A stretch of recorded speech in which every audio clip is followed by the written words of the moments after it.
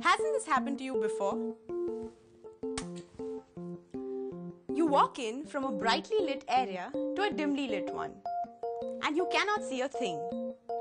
But after a few seconds, when your eyes adjust to the surrounding, things start to become a little more visible. Why do you think this happens? Let's find out.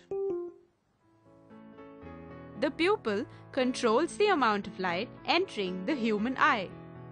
When we are in a bright area, the iris contracts the pupil and allows lesser light to enter the eye.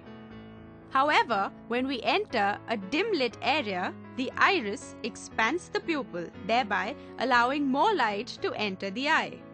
So, the pupil acts like a variable aperture whose size is controlled by the iris. The size of the pupil in normal light is usually 4 mm in diameter.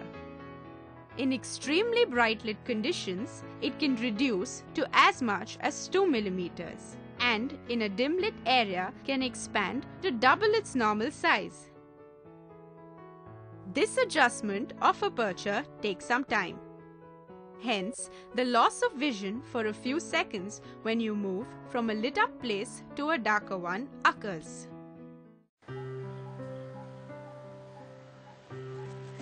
So that is how you can change the amount of light that enters the camera.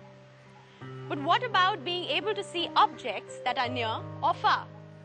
Well, for that, you need the lens. The human eye has an eye lens or a crystalline lens. But does this serve the same purpose as the lens in a camera? Let's find out. The eye lens is composed of fibrous jelly-like material. Its curvature can be changed to an extent by the ciliary muscles. The change in the curvature of the eye lens changes its focal length.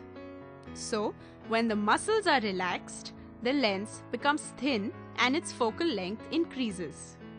This allows us to see far-off objects clearly.